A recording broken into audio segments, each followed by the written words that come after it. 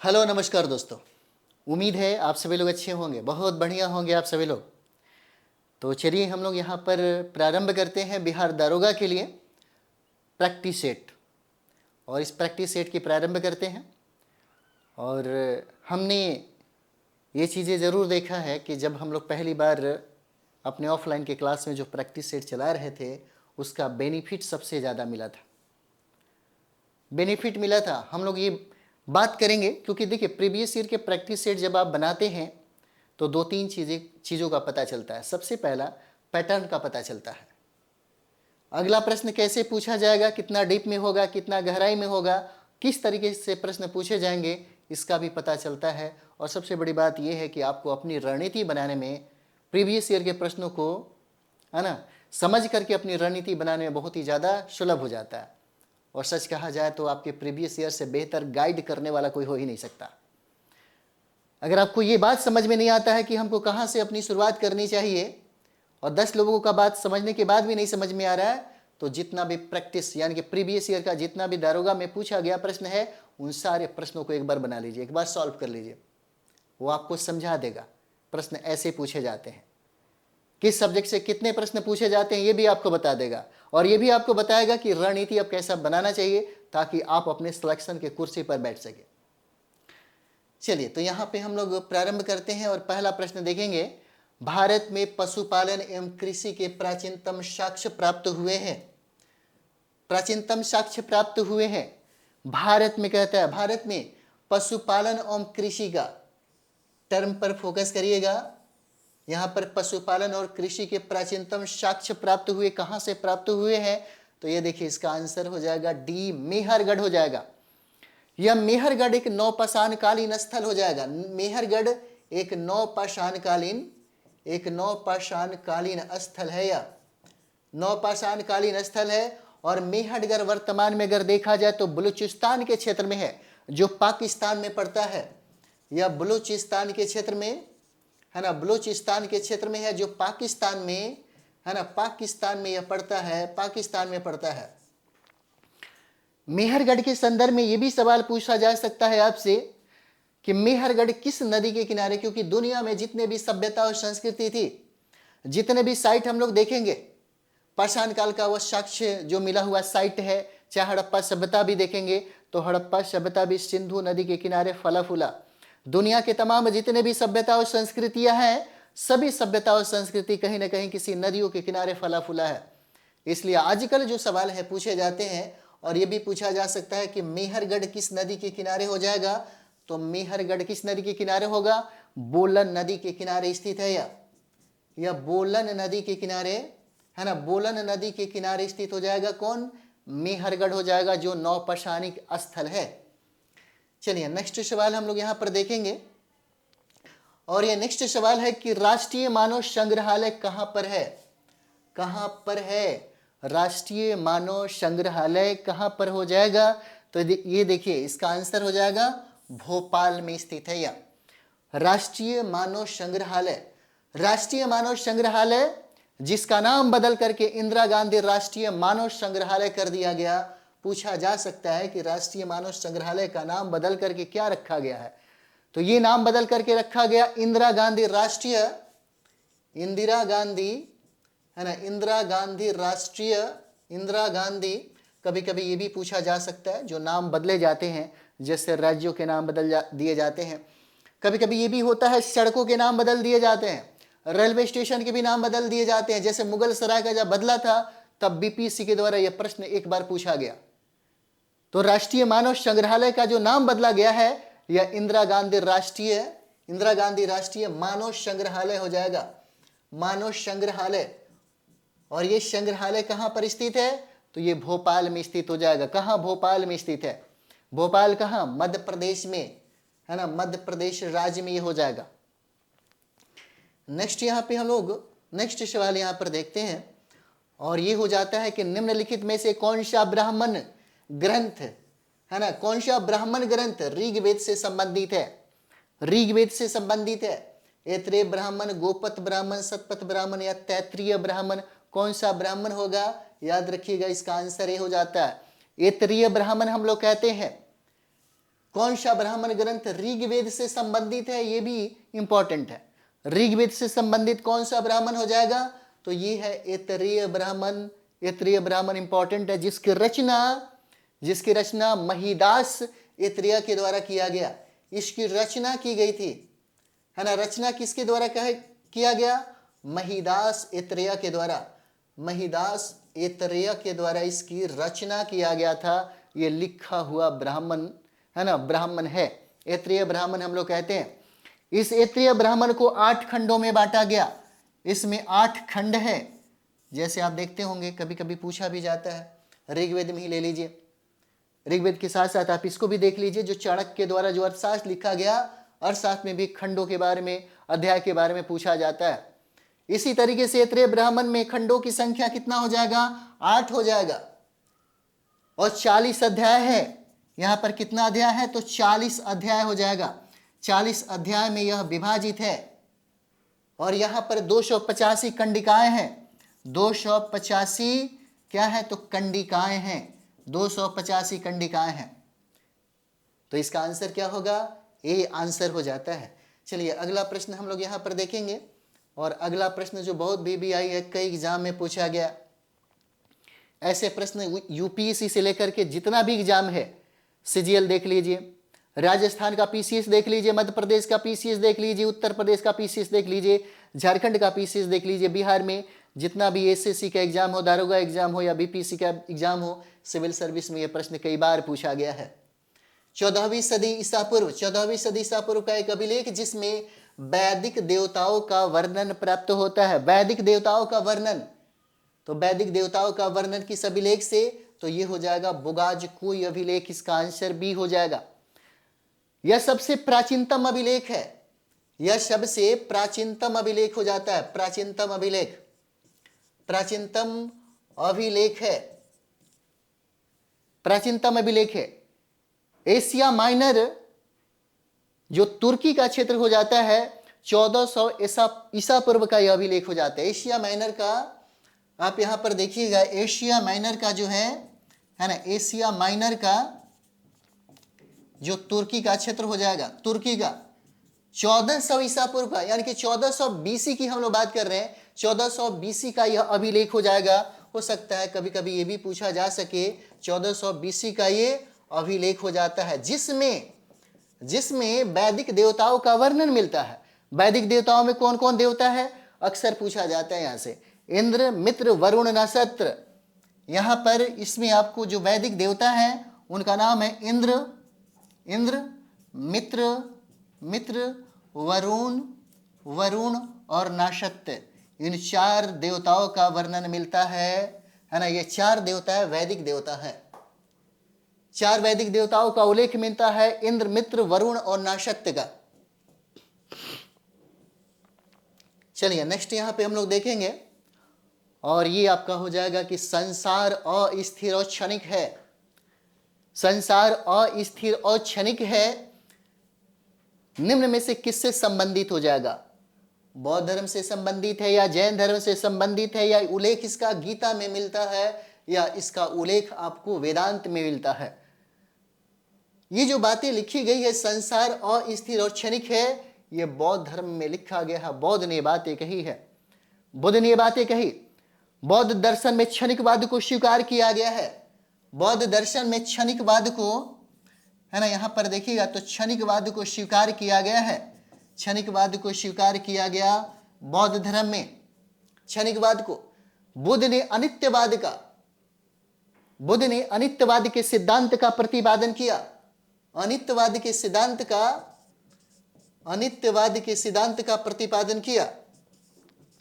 अनित्यवाद सिद्धांत का प्रतिपादन बुद्ध ने किया था। जिस समय तथागत बुद्ध अपने धर्म का प्रचार कर रहे थे, उस समय जैन धर्म भी प्रसार उस जैन धर्म का भी हो रहा था। लेकिन जैन धर्म को सिर्फ व्यापारी तक ही इन लोगों ने स्वीकार किया, क्योंकि व्यापारियों के समय व्यापारियों की अगर बात किया जाए तो व्यापारियों के लिए जैन धर्म सुलभ था, सुगम था। उनके आदर्शों को, उनके सिद्धांतों को अपनाना उनके लिए मुश्किल नहीं था। लेकिन तथागत बुद्ध सबसे ज्यादा सफल इसलिए हुए कि इन्होंने मध्यम मार्ग अपनाई, मध्यम है ना, मध्यम मार्ग अपनाई। और ये मध्यम मार्ग में सारे लोग आ जाते हैं, मध्यम मार्ग में ये सारे लोग आ जाते हैं। चलिए नेक्स्ट हम लोग यहां पर छठा नंबर सवाल देखेंगे। और यहां पर देखिए, सुल्तान कुतुबुद्दीन ऐबक की मृत्यु कैसे हुई है। सुल्तान कुतुबुद्दीन ऐबक की मृत्यु, गुलाम वंश का संस्थापक है ये, गुलाम वंश के संस्थापक कहा जाता है कुतुबुद्दीन ऐबक को। दिल्ली सल्तनत का ये जो सुल्तान है, जहां से प्रश्न भर भर के पूछा जाता है ऐबक से।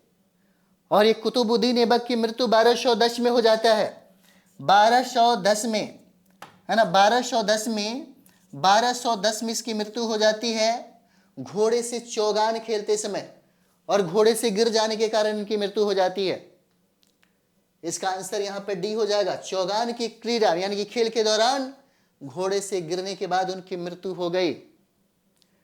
ऐबक ने अपनी राजधानी बनाई थी कहां पर? ऐबक ने अपनी राजधानी लाहौर में बसाई थी। इन्होंने अपनी राजधानी, प्रारंभिक अगर राजधानी की बात करेंगे तो इन्होंने अपनी राजधानी लाहौर में, है ना, लाहौर में इन्होंने अपनी राजधानी बसाई थी। दिल्ली सल्तनत से कई बार देखिए, मेडिवल इंडिया जब हम लोग आते हैं तो दो सेक्शन सबसे ज्यादा इंपॉर्टेंट हो जाता है। एक है आपका दिल्ली सल्तनत और दूसरा हो जाएगा मुगल काल, जहां से सबसे ज्यादा सवाल आपके एग्जाम में पूछे जाते हैं। चलिए नेक्स्ट हम लोग यहां पर देखेंगे, मुगल शासन में तांबे का सिक्का क्या कहलाता था? क्या चाहिए? तांबे का सिक्का क्या कहलाता था?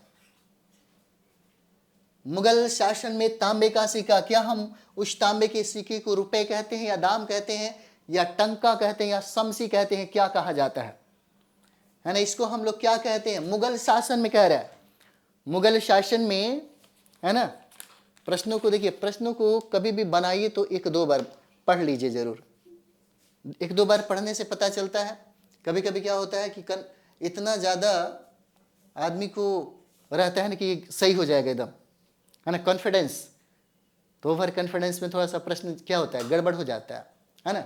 चलिए यहाँ पे हम लोग देखेंगे तो इसका आंसर हो जाएगा बी हो जाएगा, जिसको हम लोग दाम कहते हैं, दाम, है ना। मुगल शासन में तांबे का सिक्का कहलाता था क्या? दाम कहलाता है। जैसे हम लोग देखेंगे सोने का सिक्का जो है, सोने के सिक्के को हम लोग इलाही कहते हैं। मुगल कालीन सिक्के के बारे में हम लोग थोड़ा सा चर्चा कर लें, है ना। मुगल कालीन जो सिक्के हैं, जैसे यहाँ पर हम लोग देखेंगे मुगल कालीन सिक्कों में इलाही जो है ना, इलाही, ये सोने का सिक्का होता था। इंफॉर्मेशन को याद रखिएगा, ज्यादा फायदा होगा।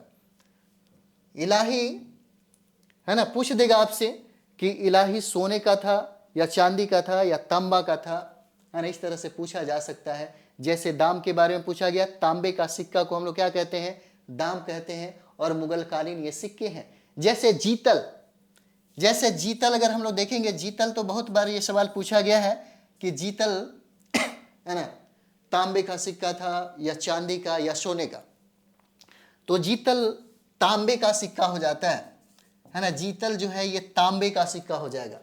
और एक और भी सिक्का है जिसको हम लोग निसार कहते हैं। एक और सिक्का है जिस सिक्के को हम लोग क्या कहते हैं? निसार कहते हैं, निसार। और ये जितना भी हम लोग सिक्कों को पढ़ रहे हैं, ये सारे के सारे मुगल कालीन सिक्के हो जाते हैं। और निसार जो है ये तांबा का सिक्का था। निसार क्या है? ये तांबा का सिक्का हो जाता है ना, तांबा का सिक्का हो जाता है। और यहाँ पर देखते होंगे रुपया शेरशाह के द्वारा चलाया गया, आज भी ये सबसे ज्यादा प्रचलित है इस नाम से। चलिए नेक्स्ट यहाँ पे हम लोग देखेंगे, लंदन में ब्रिटिश ईस्ट इंडिया कंपनी के गठन के समय भारत का निम्नलिखित में से कौन बादशाह था? यहाँ पर कौन बादशाह था? लंदन में ब्रिटिश, है ना, लंदन में ब्रिटिश ईस्ट इंडिया कंपनी के गठन के समय भारत का निम्नलिखित में से कौन बादशाह था? तो आपको पता होगा कि 1600 में, है ना, 1600 ईस्वी में इसका गठन हुआ था ईस्ट इंडिया कंपनी का। और उस समय भारत में मुगल बादशाह थे जिनको हम लोग अकबर महान के नाम से जानते हैं। अकबर थे इस समय में। पूरा नाम इनका जो है, पूरा नाम अबुल फतह जलालुद्दीन मोहम्मद अकबर हो जाता है। शासनकाल की बात अगर देखेंगे अकबर के शासनकाल की, तो ये 1856 आपको शायद याद होगा, पानीपत का द्वितीय युद्ध हुआ था 1856 में। पानीपत का द्वितीय युद्ध हुआ था जिसमें हेमू हार गया और अकबर की जीत हो जाती है ना। ईश्वर भी चाहते थे, अल्लाह भी चाहते थे कि यहाँ पे क्या हो, अकबर की जीत हो। और अंतिम यह हिंदू शासक था, अंतिम विक्रमादित्य था, जिसको हम लोग हेमू कहते हैं। गलती से उसकी आंखों में तीर लग गई थी, धोखा से तीर लग गया, और तीर लगने के बाद, है ना, तीर लगने के बाद वो क्या हो गए, मूर्छित होकर के वो हाथी से गिर गए, जिसके वजह से सेना में भगदड़ मच गई, जिसके वजह से सेना में भगदड़ मच गई, है ना। हाँ जी, हेलो। हेलो। हाँ बोलिए। ठीक है ठीक है, ओके ओके। तो सेना में भगदड़ मच गई यहाँ पे, है ना, जिसके वजह से वो हार गए। और ये पानीपत का द्वितीय युद्ध का कहा जाता है कि अकबर की मृत्यु 1605 में हो गया, है ना, 1605 में हो गया। अकबर के द्वारा लड़ा गया अंतिम युद्ध जो था 1601 में, वह था कौन सा, अशीरगढ़ का, अशीरगढ़ का युद्ध था। और 1605 में इनकी मृत्यु हो जाती है। इनका समाधि स्थल है सिकंदरा, आगरा में। सिकंदरा, सिकंदरा में है ना। मकबरा अगर देखा जाए तो मकबरा कभी कभी पूछा जाता है ना, यह सिकंदराबाद में है, सिकंदराबाद में हो जाता है ना, सिकंदराबाद में। ठीक है, चलिए नेक्स्ट हम लोग यहां पर देखेंगे, और ये 9 नंबर सवाल है। निम्नलिखित में से जिस एक शासक ने ईस्ट इंडिया कंपनी को दीवानी प्रदान की थी वह कौन था। निम्नलिखित में से जिस एक शासक ने ईस्ट इंडिया कंपनी को दीवानी प्रदान की थी उसका नाम क्या है। दीवानी जिसने प्रदान की थी, याद रखिएगा, ये हो जाते हैं शाह आलम द्वितीय। इसका आंसर सी हो जाएगा, शाह आलम द्वितीय। 1764 की वो कहानी है, 1764 की कहानी है जहां पर बक्सर का युद्ध हुआ था, जहां पर बक्सर का युद्ध हुआ था। तीनों शक्तियां एकजुट होने के बावजूद भी वो हार गई, और यहां पे ब्रिटिश ईस्ट इंडिया कंपनी जीत गई अपने सेना के बल पे। अगर कुछ दिन पहले अगर हम लोग देखेंगे 1757 का युद्ध, जिसे हम लोग प्लासी का युद्ध कहते हैं, भले अंग्रेजी सरकार ने यहां पर छल कपट का प्रयोग करके इसको जीता, लेकिन 1764 में जो बक्सर का युद्ध था, इस बक्सर के युद्ध में प्रत्यक्ष रूप से लड़ाई हुई थी, युद्ध हुआ था, जिसमें हमारे मुगल बादशाह सहित जो तीनों गठबंधन की जो सरकारें थी वो हार गई यहाँ पे। और हारने के बाद अंग्रेजी सरकार ने मुगलों के साथ और अवध के साथ संधि किया। जैसे आप देख सकते हैं 12 अगस्त 1765 को, है ना, 12 अगस्त 1765 को क्या हुआ, इलाहाबाद की संधि हुई थी, इलाहाबाद की संधि हुई, इलाहाबाद की संधि। और ये इलाहाबाद की संधि दो लोगों के बीच में हुआ था, ईस्ट इंडिया कंपनी और यहाँ पे मुगल बादशाह थे, मुगल बादशाह। और यही मुगल बादशाह है शाह आलम द्वितीय, यही मुगल बादशाह है जिनका नाम है शाह आलम द्वितीय। और शाह आलम द्वितीय ने अंग्रेजी सरकार को बंगाल, बिहार और उड़ीसा की दीवानी सौंप दी, बिहार, बंगाल और उड़ीसा की दीवानी सौंप दी, बिहार, बंगाल और उड़ीसा की दीवानी सौंप दी। यहां पर इतना ही नहीं, 16 अगस्त 1765 को, कब, 16 अगस्त 1765 को, इसके बाद भी देखिएगा 12 के बाद 16 अगस्त 1765 को इलाहाबाद की संधि हुआ। और ये इलाहाबाद की संधि अंग्रेजी सरकार और अवध के साथ हुआ, यहां पर अंग्रेजी सरकार और अवध के साथ हुआ, है ना। सबसे पहला कभी कभी पूछा जाता है कि सबसे पहले इलाहाबाद की संधि किन के साथ हुआ, तो यहाँ पे मुगल बादशाह के साथ होता है 12 अगस्त को। और 16 अगस्त को जो हुआ, है ना, 16 अगस्त को इलाहाबाद की जो द्वितीय संधि हुई, ये अवध के नवाब के साथ हुआ था, है ना, अवध के नवाब के साथ हुआ था। अवध की स्थापना शहादत खां के द्वारा किया गया, शहादत खां के द्वारा इसकी स्थापना की गई, है ना। चलिए नेक्स्ट हम लोग यहां पर देखेंगे, निम्न कथनों में से कौन सा सही नहीं है, निम्न कथनों में से कौन सा सही नहीं है, सही नहीं कौन सा हो जाएगा, तो आप देख सकते हैं इसका answer C. Lord William Bentinck सबसे बड़े ब्रिटिश शासकों में से एक था, क्योंकि उसने भारत में ब्रिटिश साम्राज्य को क्या किया था, संग्रहित किया था, ब्रिटिश साम्राज्य को। जैसे आप देखते हैं यहां पर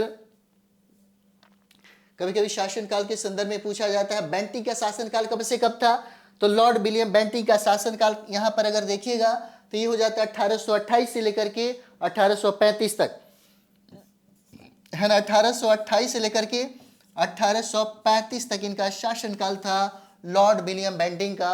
और इन्हीं के समय में सती प्रथा पर प्रतिबंध लगा दिया गया था, नरबली प्रथा पर प्रतिबंध लगा दिया गया था, ठगी प्रथा पर प्रतिबंध लगा दी गई थी। बहुत ऐसे काम हैं जो लॉर्ड विलियम बेंटिंक के समय में होता है। जितनी भी सामाजिक संरचना जो सबसे ज्यादा जटिल हो गया था, समाज जो परंपराओं अंधविश्वास में जो जी रहा था, इसी के समय में लॉर्ड विलियम बेंटिंक के समय में ही उस पर कानून बना करके रोक लगाने का काम किया गया। यहां पर जैसे डलहौजी के समय में देखते होंगे तो डलहौजी का शासनकाल भी आप देख सकते हैं 1848 से लेकर के 56, उसमें हड़प नीतियां उनकी सबसे ज्यादा इंपॉर्टेंट हो जाती है, हड़प नीतियां। चलिए नेक्स्ट यहां पे हम लोग अगला प्रश्न देखेंगे 11 नंबर। निम्न में से कौन सुमेलित नहीं है? लॉर्ड कर्नवालिस अस्थाई बंदोबस्त, लॉर्ड वेलेजली, सर जॉन सौर आंग्ल नेपाल युद्ध, है ना, लॉर्ड हेस्टिंग्स तृतीय आंग्ल मराठा युद्ध, है ना, कुछ छोड़ दिया गया है यहां पर। तो क्या हो जाएगा अगर हम लोग इन प्रश्नों को, इस प्रश्नों को अगर हम लोग देखें तो क्या हो जाएगा? इसका आंसर अगर देखा जाए तो क्या हो जाएगा बताइए आप लोग, है ना। देखिए इसका आंसर यहां पर सी हो जाता है ना। क्या होगा इसका आंसर? सी हो जाएगा, सी हो जाता है। आंग्ल नेपाल युद्ध कब होता है? जैसे आंग्ल नेपाल युद्ध अगर आपसे पूछता है यहाँ पे, ठीक है, चलिए आंग्ल नेपाल युद्ध, आंग्ल नेपाल युद्ध कब होता है? तो आंग्ल नेपाल युद्ध हो जाएगा 1814 से लेकर के 1816 के बीच में। 1814 से लेकर के 1816 तक ये होता है आंग्ल नेपाल युद्ध। और इस समय गवर्नर जनरल कौन है? इस समय गवर्नर जनरल लॉर्ड हेस्टिंग्स हो जाते हैं।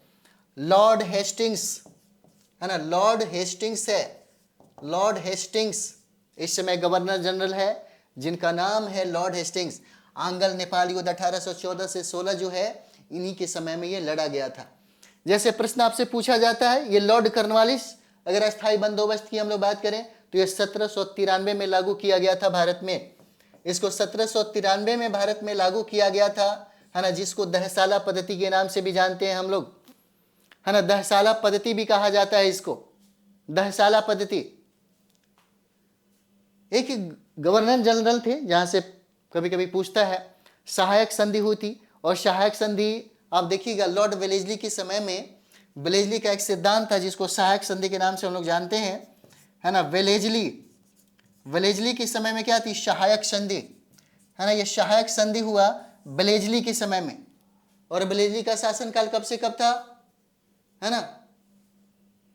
और एक चीज और भी देखिए, अच्छा कभी कभी क्या होता है ना कि लॉर्ड, जैसे में गवर्नर जनरल में ज्यादा से ज्यादा 15-20 जो गवर्नर जनरल है जहां से प्रश्न पूछा जाता है, उसी को देख लीजिए, बार बार देखिए, बार बार उसको रिवीजन करिए, फिर प्रश्न आपसे गलत नहीं होगा, है ना। और यहाँ पे एक और भी चीज आएगा, आप तृतीय आंग्ल मराठा युद्ध देखते होंगे। यह तृतीय आंग्ल मराठा युद्ध 1817 से लेकर के 1819 तक हुआ। 1817 से लेकर के, है ना, 1817 से लेकर के 1819 तक ये तृतीय आंग्ल मराठा युद्ध होता है। चलिए नेक्स्ट हम लोग यहाँ पर देखेंगे, कुंवर सिंह अंग्रेजों के खिलाफ 1857 के विद्रोह में किस जगह शामिल हुए थे? किस जगह शामिल हुए थे कुंवर सिंह? तो ये जगह हो जाता है आरा में। कहाँ पे? आरा में होते हैं। देखिए बिहार में 1857 की जो क्रांति है, बिहार में 1857 की क्रांति प्रारंभ हुआ था कहाँ पे? तो ये हो जाता है 12 जून 1857 को, है ना। 12 जून 1857 को यह क्रांति प्रारंभ होता है देवघर जिला के, है ना, देवघर जिला के रोहिणी गांव से। देवघर जिला के रोहिणी गांव से यह प्रारंभ हो जाता है, रोहिणी गांव से, है ना। यहीं पर 3 सिपाही हैं जो आंदोलन खड़ा कर देते हैं, आंदोलन कर देते हैं अंग्रेजी सरकार के खिलाफ। और सारा सेना मिल करके कहाँ पर जाते हैं? यहीं बीर कुंवर सिंह से मिलते हैं। और बीर कुंवर सिंह से मिलने के बाद बिहार में नेतृत्व करने की, है ना, अनुरोध किया जाता है। इस तरीके से 1857 की क्रांति आप देखते होंगे। बिहार में 80 साल की अवस्था में बीर कुंवर सिंह, है ना, बीर कुंवर सिंह का उम्र इस समय 80 वर्ष होता है, 80 वर्ष। 80 वर्ष की अवस्था में ये 1857 की क्रांति का नेतृत्व करते हैं और इन्होंने अदम्य साहस के साथ अंग्रेजी सरकार को धूल चटाई थी। यही वजह है कि इनके बारे में कहा जाता है 80 वर्ष की हड्डी में जागा जोश पुराना था, कहते हैं बीर कुंवर सिंह बड़ा वीर मर्दाना था। इनका जन्म हुआ था 23 अप्रैल 1777 को। बीर कुंवर सिंह का जन्म हुआ था, है ना, बीर कुंवर सिंह का जन्म हुआ था कब? जन्म हुआ था 23 अप्रैल, है ना, 1777 को हुआ था। इनकी मृत्यु, एक बार बीपीसी ने यह सवाल पूछा, इनकी मृत्यु होता है 26 अप्रैल, है ना, 26 अप्रैल 1858 को। 1858 की इनकी मृत्यु हो जाती है। ली ग्रांट के साथ इनका अंतिम युद्ध था, उसके द्वारा गलती से बीर कुंवर सिंह के बाजू में गोली लग जाता है, जिसके वजह से बीर कुंवर सिंह इस बात को समझते हैं कि अगर इस जहर को रोका नहीं गया तो हो सकता है ये पूरे शरीर में फैल जाए और हमारी मृत्यु हो सकती है। और यही वजह था कि उन्होंने अपने तलवार से, अपने हाथों से ही बीर कुंवर सिंह ने इस बाजू को काट करके गंगा को अर्पित कर दिया और इस तरह से उनकी मृत्यु 26 अप्रैल 1858 को हो गई। उसके बाद इनके छोटे भाई थे जिनका नाम है अमर सिंह। अमर सिंह ने 1857 की क्रांति का नेतृत्व संभाला था और इन्होंने गुरिल्ला युद्ध के माध्यम से अंग्रेजी सरकार को जिंदगी भर परेशान करता रहा और गुरिल्ला युद्ध के माध्यम से उन्होंने हमेशा प्रताड़ना और हमेशा क्या, थोड़ा सा पानी इधर भी दीजिएगा। गुरिल्ला युद्ध के माध्यम से हमेशा इन्होंने, गुरिल्ला युद्ध का मतलब होता है छुप छुप करके वार करना, लड़ना, क्योंकि अमर सिंह को इस बात का पता था कि अगर हम धरती पर जाकर के प्रत्यक्ष रूप से ईस्ट इंडिया कंपनी अंग्रेजी सरकार के साथ अगर हम युद्ध करेंगे तो क्या हो जाएगा, हम हार जाएंगे। Thank you. क्या है ये सब चीजें?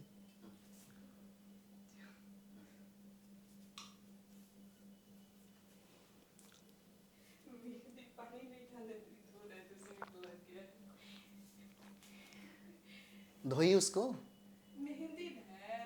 उसमें गिलास में हम कह रहे हैं। चलिए नेक्स्ट हम लोग यहां पर देखते हैं 13 नंबर सवाल। एका आंदोलन का प्रारंभ किया गया था। एका आंदोलन महाराष्ट्र के किसानों के द्वारा, या इसका प्रारंभ किया गया था बंगाल के किसानों के द्वारा, या पंजाब के किसानों के द्वारा, या उत्तर प्रदेश के हरदोई, बाराबंकी एवं अन्य स्थानों के किसानों के द्वारा? किसके द्वारा यह प्रारंभ किया गया था? यहां पर देखिए इसका आंसर डी हो जाएगा, उत्तर प्रदेश है। एक आंदोलन 1921 और 1922 के समय में प्रारंभ की गई थी।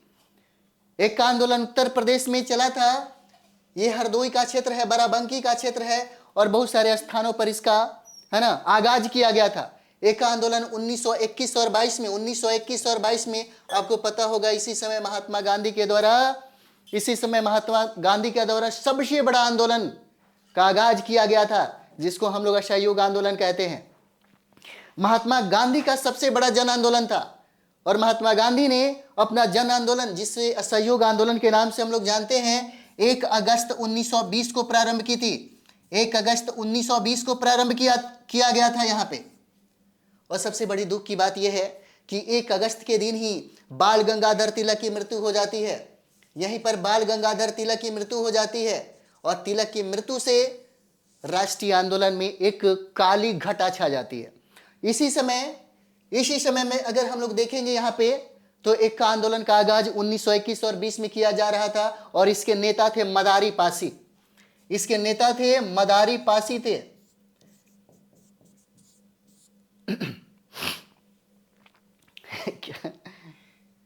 इसके नेता क्या थे? इनके नेता का नाम था मदारी Pasi.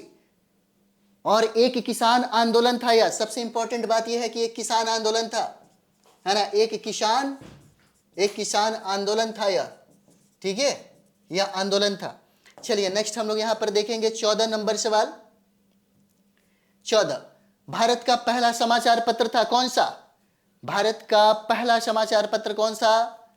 Bengal gazette, Hindustan Times, Pioneer या संवाद कौमुदी हो जाएगा। तो यहां पर याद रखिएगा इसका आंसर हो जाएगा ये बंगाल गजट है, बंगाल गजट। और 1780 में जे हिंकी ने बंगाल गजट पत्रिका निकाला था। कब? 1780 में, है ना, 1780 में। इनका नाम क्या हो जाता है? जे ए हिक्की, है ना, हिक्की नाम हो जाता है। इन्हीं के द्वारा यह प्रकाशित किया गया था बंगाल गजट, और यह पहला समाचार पत्र हो जाता है। और इसको बंगाल से प्रारंभ की गई थी, बंगाल से ही इसको प्रकाशित किया गया था। चलिए नेक्स्ट सवाल हम लोग यहां पर देखेंगे, निम्न में से किसने कहा था अच्छा शासन? अच्छा शासन स्वशासन का स्थापनापन नहीं है, स्थापनापन नहीं हो जाता है। और यह बात कहा था स्वामी दयानंद सरस्वती के द्वारा, स्वामी दयानंद सरस्वती के द्वारा, जिन्होंने आर्य समाज की स्थापना की थी, जिन्होंने आर्य समाज की स्थापना की, आर्य समाज की स्थापना की। और इनका एक प्रमुख नारा था, नारा क्या था? वेदों की ओर लौटो। इनका एक प्रमुख नारा था वेदों की ओर, है ना, वेदों की ओर लौटो, लौटो, ये प्रमुख इनका नारा था।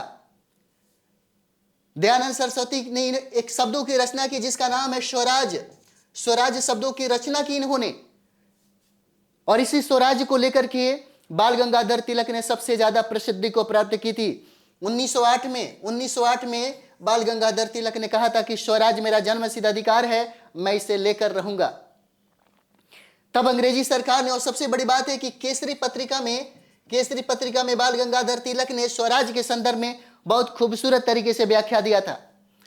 इतनी खूबसूरत तरीके से व्याख्या किया कि भारत में पढ़ने वाले जो राष्ट्रीय जो चेतना थी वो युवाओं में बढ़ जा रही थी, और जिसके वजह से अंग्रेजी सरकार को सबसे ज्यादा डर लगा और यहाँ पे 6 वर्ष का कठोर कारावास की सजा दे दी और इनको भेज दिया गया मांडले जेल में। मांडले जेल में भेज दिया गया, जहां पर इन्होंने गीता रहस्य नामक पुस्तक का रचना किया था। गीता रहस्य नामक पुस्तक का रचना इन्होंने किया था। और यही स्वराज जहां पर आप देखते होंगे 1906 में जब कलकत्ता अधिवेशन हो रही थी और कलकत्ता अधिवेशन की अध्यक्षता नौरोजी साहब के द्वारा किया जा रहा था, तो इसी कांग्रेस के मन से पहली बार स्वराज की मांग की गई थी।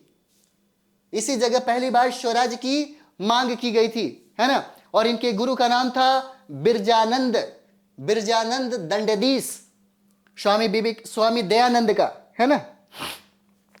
चलिए नेक्स्ट हम लोग यहां पर देखते हैं, और ये है हमारा 16 नंबर सवाल।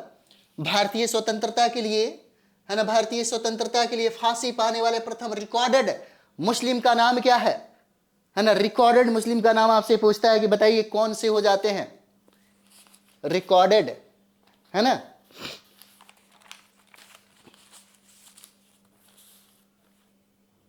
चलिए यहां भी हम लोग देख लेते हैं।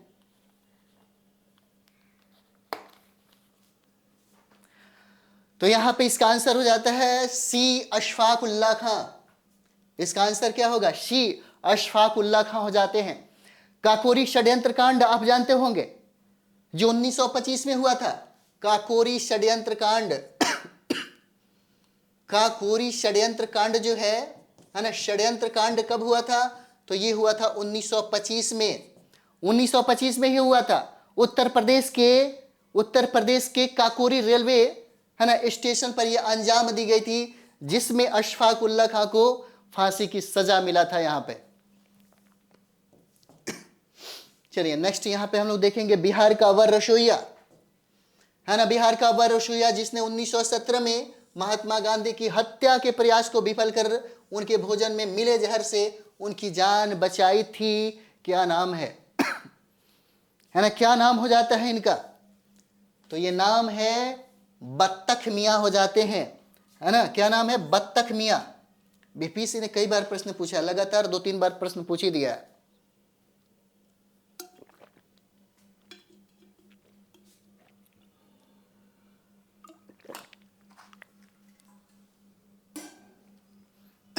है ना। ये बत्तख मियां है, मोतिहारी जिला के रहने वाले थे। पूर्वी चंपारण का मुख्यालय कहां पे है? मोतिहारी। जहां पर आप देखते होंगे ये मोतिहारी जिला के रहने वाले हैं, मोतिहारी, है ना, मोतिहारी के रहने वाले हैं।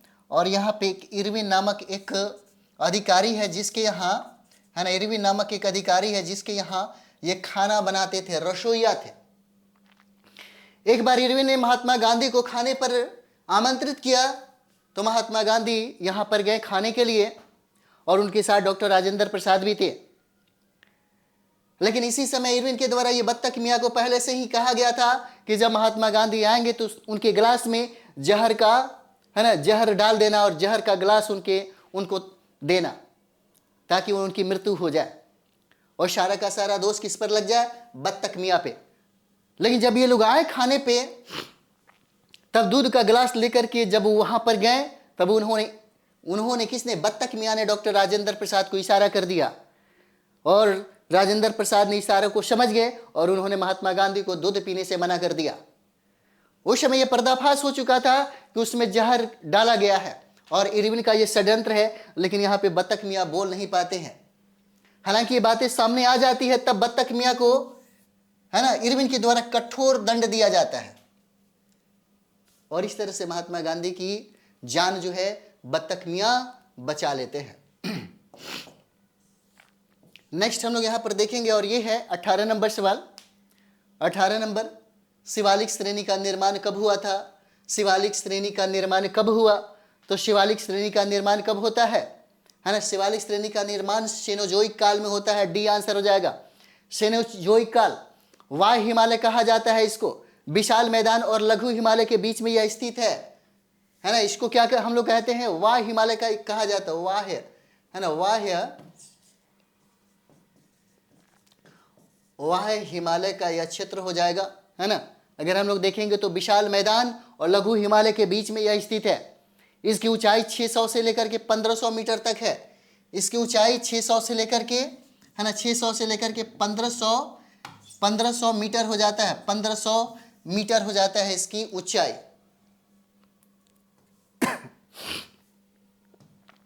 चलिए नेक्स्ट हम लोग यहां पर देखेंगे और ये है अधोलिखित युग्म में से कौन सा सही सुमेलित नहीं है? क्या कहता है? सही सुमेलित नहीं हो जाएगा। तो यहां पर देखिए, अगर सही सुमेलित नहीं है तो यहां पर बी और डी दोनों आंसर हो जाएगा। बी भी हो जाएगा और डी भी हो जाता है। बी और डी हो जाता है। कोडाईकनाल तमिलनाडु के डिंडीगुल जिले में है, पालनी पहाड़ी में अवस्थित हो जाएगा। कोडाईकनाल जो है ना, ये कोडाईकनाल जो है तमिलनाडु में डिंडीगुल जो है ना, डिंडीगुल जो क्षेत्र है ना, जिला पालनी क्षेत्र में ये अवस्थित हो जाता है। उसके बाद आप देखिए शिमला धौलाधर श्रेणी में अवस्थित हो जाएगा। शिमला जो है धौलाधर श्रेणी में अवस्थित हो जाता है। चलिए 20 नंबर प्रश्न को हम लोग यहां पर देखते हैं। 20 नंबर प्रश्न बिहार में अक्सर पूछा जाता है और कई बार यह सवाल पूछा गया आपके बिहार के संदर्भ में, है ना। बीपीएससी में कई बार यह सवाल पूछा गया है। यह इंपॉर्टेंट प्रश्न हो जाएगा। चलिए बताइए क्या हो जाएगा। बिहार के निम्न हिस्सों में से कौन सा हिस्सा भूतात्विक दृष्टि से अपेक्षाकृत पुराना हो जाएगा? रोहतास का पठार, उत्तर पश्चिम पहाड़िया, खड़गपुर पहाड़िया, उत्तर गंगा मैदान, उपरोक्त में से कोई नहीं, उपरोक्त में से एक से अधिक। तो यहां पर देखिए इसका आंसर हो जाएगा डी, उत्तर गंगा मैदान, है ना। प्रश्न क्या है भाई? बिहार के निम्न हिस्सों में से कौन सा हिस्सा भूतात्विक दृष्टि से क्या हो जाएगा? अपेक्षाकृत पुराना है।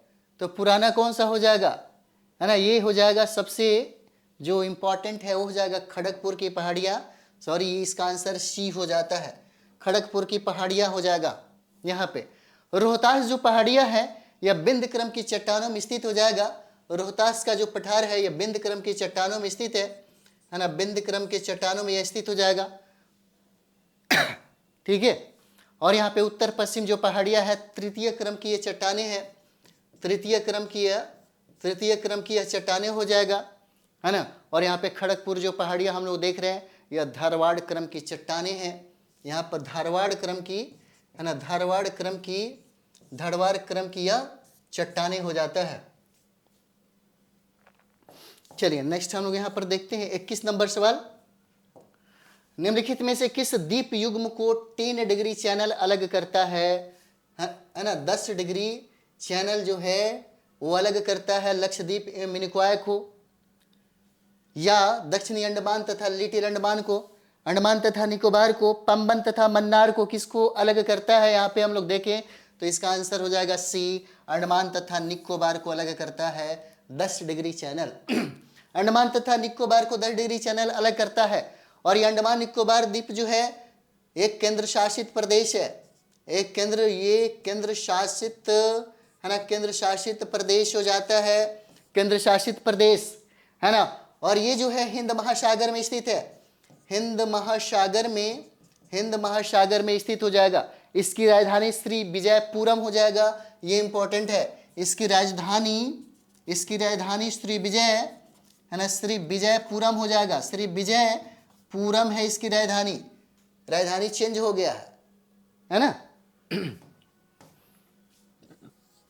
चलिए 22 नंबर सवाल हम लोग देखते हैं। निम्नलिखित जनजातियों में से कौन सी केरल में पाई जाती है? केरल में पाई जाती है कौन सी जनजाति? तो ये हो जाएगा आपका चेंचू जनजाति, जो केरल में पाई जाती है। चेंचू जनजाति केरल में। जैसे यहाँ पे लेप्चा की बात हो रही है तो लेप्चा जनजाति सिक्किम में पाई जाती है, सिक्किम में है ना, सिक्किम में ये पाई जाती है ये जनजाति, लेप्चा जनजाति। अगर हम लोग डफला जनजाति की बात करेंगे तो ये डफला जनजाति कहाँ पर? अरुणाचल प्रदेश और असम में पाया जाता है। अरुणाचल प्रदेश है ना, और असम में, और ये असम में निवास करते हैं डफला जनजाति। अगर हम लोग ये डाफर जनजातियों की बात करें तो ये सौराष्ट्र, जो गुजरात का क्षेत्र है वहां पर ये लोग निवास करते हैं। सौराष्ट्र का जो क्षेत्र है जो गुजरात में स्थित है, गुजरात में यहाँ पर ये लोग निवास करते हैं। और ये सबसे पश्चिमी छोर हो जाता है सौराष्ट्र, सबसे पश्चिमी छोर है ना, गुहार मोती वहीं पर है। चलिए अगला प्रश्न हम लोग यहाँ पर 23 नंबर देखते हैं। 23 नंबर, मंदाकिनी नदी किस जल प्रवाह अथवा मुख्य नदी से संबंधित है? मंदाकिनी नदी, और ये मंदाकिनी नदी कौन सा हो जाएगा? अलकनंदा। मंदाकिनी नदी किस जल प्रवाह अथवा मुख्य नदी से संबंधित है? तो अलकनंदा से संबंधित हो जाता है, अलकनंदा है ना। यहाँ पर देखिए, यहाँ पे मंदाकिनी नदी अगर हम लोग देखें तो ये मंदाकिनी नदी जो है ये चोराबाड़ी ताल से निकलती है तथा रुद्रप्रयाग में अलकनंदा से मिलती है। या रुद्रप्रयाग में कहाँ से? तो रुद्रप्रयाग में या अलकनंदा से मिलती है, अलकनंदा से। जैसे भागीरथी नदी हम लोग देखेंगे तो भागीरथी नदी देवप्रयाग में अलकनंदा से मिलती है। भागीरथी नदी जो है, पूछा गया सवाल है, ये भागीरथी नदी जो है, ये भागीरथी नदी क्या करती है? भागीरथी नदी देवप्रयाग में अलकनंदा से मिलती है। ये देवप्रयाग में, यही प्रश्न पूछा गया था, देवप्रयाग में अलकनंदा से यह मिलती है भागीरथी नदी।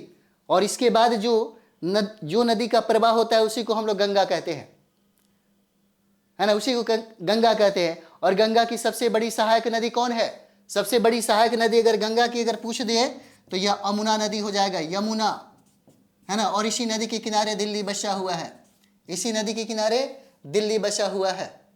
धौली गंगा नदी उत्तराखंड में बहने वाली हिमालयी नदी हो जाती है, धौली गंगा है ना। चलिए यहाँ पे हम लोग 24 नंबर सवाल देखेंगे। काली नदी भारत के दक्षिणी भाग में पूरब की ओर बहने वाली नदी है।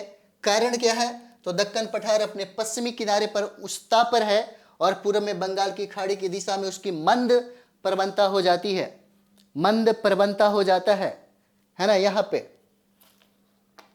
तो मंद प्रवणता अगर हम लोग देखेंगे तो क्या होगा? चलिए इसको भी हम लोग देख लेते हैं। यहाँ पे इसका आंसर यहाँ पर डी हो जाएगा, क्योंकि ए गलत है परंतु आर सही हो जाएगा। ए गलत है परंतु आर सही है। काली नदी पश्चिमी घाट में बहने वाली नदी है। काली नदी जो है ना, काली नदी अगर देखिएगा तो काली नदी जो है, यह काली नदी कहाँ? तो पश्चिमी घाट में बहने वाली नदी है। यह पश्चिमी घाट में है ना, पश्चिमी घाट में बहने वाली यह नदी हो जाता है जिसको हम लोग काली नदी कहते हैं। पश्चिम की ओर बहकर यह अरब सागर में गिरती है, पश्चिम की ओर यह बहकर के अरब सागर में गिरती है और यह उत्तराखंड और उत्तर प्रदेश में बहती है। उत्तराखंड और उत्तर प्रदेश में है ना, उत्तराखंड और उत्तर प्रदेश में यह नदी प्रवाहित होती है ना, जिसको हम लोग काली नदी कहते हैं। चलिए नेक्स्ट हम लोग यहाँ पर देखेंगे और ये हो जाएगा, थोड़ा सा अरेंजिंग इसका गड़बड़ लग रहा है, खैर कोई बात नहीं, वही है सेम टू सेम। चलिए आगे हम लोग बढ़ते हैं और ये हमारा 25 नंबर सवाल है। गंगा नदी के किनारे सबसे बड़ा शहर कौन सा हो जाएगा? है ना, गंगा नदी के किनारे सबसे बड़ा शहर कौन सा है? तो ये आपका हो जाता है कानपुर। इसका आंसर क्या होगा? सी हो जाएगा, कानपुर है। और इसे पूर्व का मैनचेस्टर कहा जाता है। इसे हम लोग पूर्व का मैनचेस्टर कहते हैं, पूर्व का मैनचेस्टर कहा जाता है। गंगा की कुल लंबाई के बारे में अगर देखें हम लोग तो गंगा की कुल लंबाई 2525 किलोमीटर हो जाएगा, 2525 किलोमीटर। लेकिन यही गंगा का लंबाई उत्तर प्रदेश में सबसे ज्यादा है, लेकिन बिहार में जब हम लोग आएंगे तो बिहार में इस गंगा का लंबाई 445 किलोमीटर हो जाएगा, 445 किलोमीटर। और ये 12 जिलों से होकर के प्रभावित होती है, बिहार के 12 जिलों से होकर प्रभावित होती है, जिसमें पटना जब हम लोग जाएंगे तो पटना में सबसे ज्यादा इसकी लंबाई है, जो आपके बीपीएससी में पूछा गया है, 99 किलोमीटर है ना, 99 किलोमीटर इसकी लंबाई है सबसे ज्यादा। और उसके बाद जो दूसरा स्थान है वह दूसरा स्थान हो जाता है भागलपुर जिला का, भागलपुर, जहां पर इसकी लंबाई 60 किलोमीटर है। और इसी भागलपुर को हम लोग सिल्क सिटी के नाम से जानते हैं, सिल्क सिटी कहा जाता है। कानपुर में चमड़ा उद्योग के लिए सबसे ज्यादा प्रसिद्ध है, यह कानपुर चमड़ा उद्योग के लिए, है ना, चमड़ा उद्योग के लिए सबसे ज्यादा प्रसिद्ध है। और इस वजह से गंगा नदी भी सबसे ज्यादा प्रदूषित होती है। कानपुर कहाँ है? उत्तर प्रदेश में है ना, कानपुर कहाँ? तो उत्तर प्रदेश में हो जाएगा, है ना। चलिए इसके बाद हम लोग नेक्स्ट वीडियो में मिलते हैं। थैंक यू वेरी मच आप सभी लोगों को।